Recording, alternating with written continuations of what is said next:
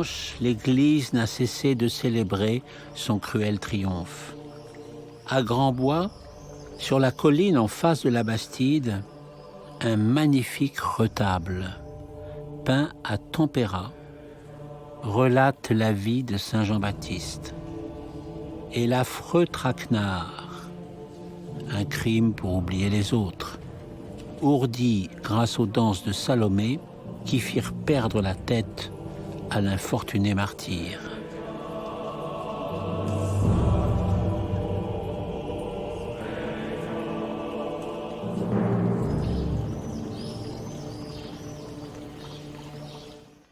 Le château des Souvenirs s'orne aussi d'une roseraie magnifique qui embaume les alentours quand souffle le Mistral.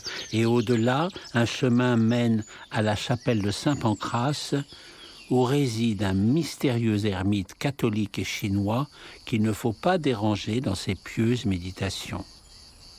Là encore, une fresque religieuse utilisant les techniques du Quattrocento, par le peintre post-impressionniste renommé Georges Dufresnoy, accompagne le saint homme pour adoucir sans doute son retrait du monde.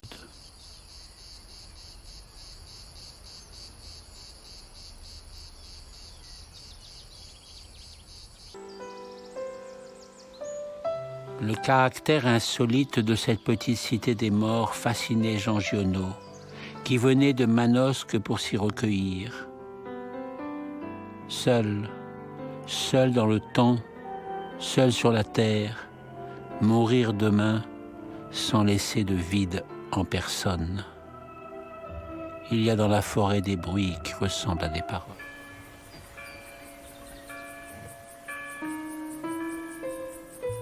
Il y a un autre château tout près, en descendant vers Grandbois. Depuis la route, on aperçoit une tour à la Florentine. Tout le reste est dissimulé par les arbres. Le parc est un enchantement admirablement entretenu.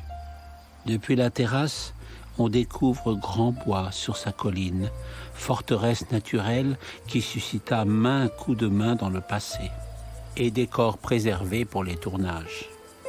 Tout autant de charme à l'intérieur, le raffinement sans prétention d'une demeure où l'on habite à l'année.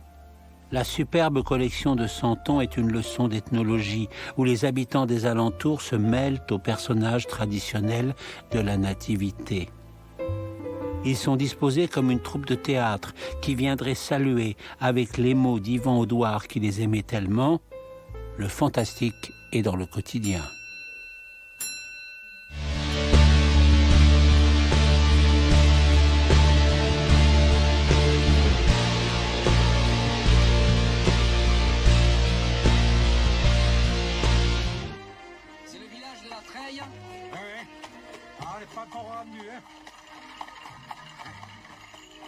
Là-haut, il faudra que la dame descende et que nous nous poussions un peu.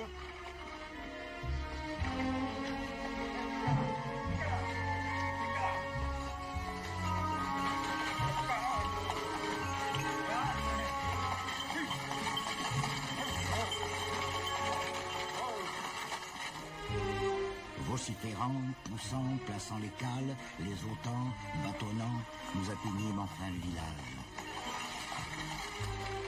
Au milieu de la place, la fontaine parlait toute seule. Alors, personne ne voit?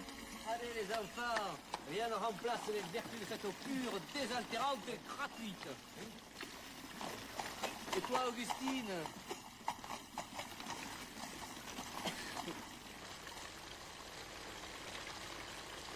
Roman, tu joues ou tu joues pas? Alors, Oh, viens alors, on t'attend, c'est à toi. Oh. Bonjour, monsieur l'instituteur. Bonjour, monsieur. Ah, qui arrive, oui. J'espère. Bravo. Je joue d'un moment à l'autre.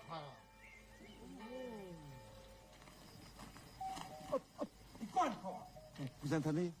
Quoi, le coucou, et alors? Écoute, tu joues ou tu joues pas? Coucou, cette saison. Mais non, c'est Baptistin. Qui est Baptistin?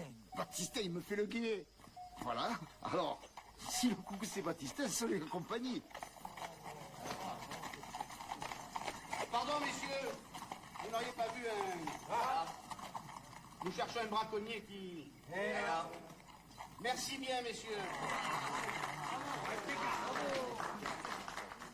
Alors là, il vous faut, vous voyez là. Non, mais j'ai vu, j'ai compris.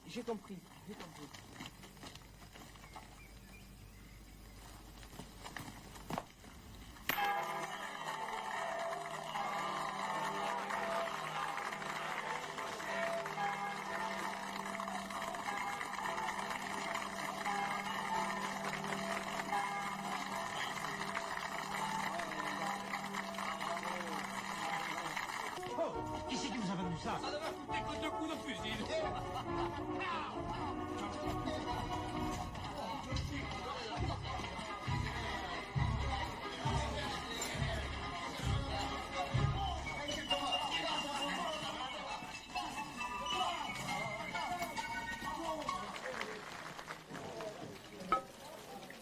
Oh, des perdrix royales. Le grand Saint-Hubert était avec vous? Le grand Saint-Hubert est mon calibre 12. Je voudrais bien garder un souvenir de cette admirable réussite. Oh, monsieur le curé, un coup de chance ne mérite peut-être pas un si grand honneur. Allez, Oh, oh. prenez la pause.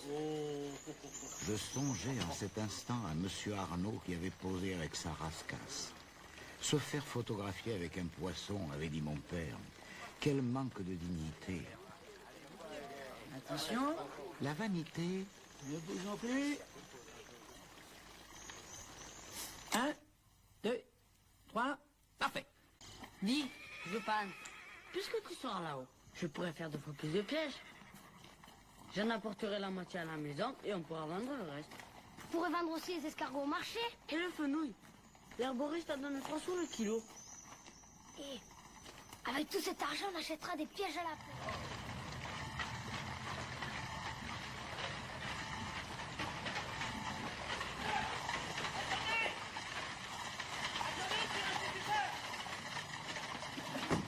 Souvenez de vos vacances.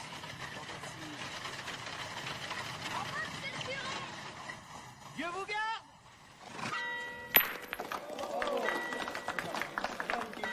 C'était le dimanche de Pâques. Je voulais faire à Isabelle la surprise de la saluer au sortir de la messe.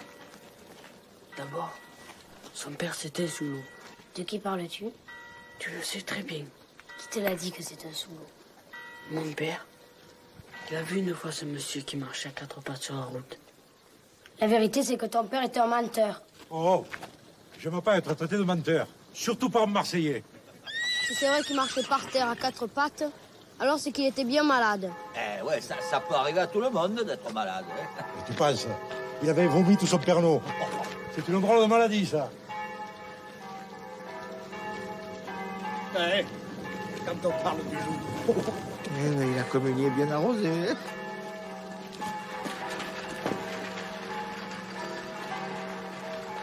Alors? Oui, alors? Minute, permettez que je m'arrose le gautier. Bon, alors. Alors je l'ai vu, le garde. Il était en train d'écrire le procès verbal. Alors je lui dis de ne pas le faire. Alors il me dit, je m'en priverai pas. Alors je lui dis pourquoi. Il me dit, les instituteurs, ça va toujours en vacances. Alors je lui dis, ton père, c'était celui des Martavel. Alors il me dit, je m'en fous complètement. Alors je lui dis. Et alors tu lui dis? Alors je lui dis, plus rien. Il a continué à écrire le procès verbal et j'ai bien vu qu'il se régalait.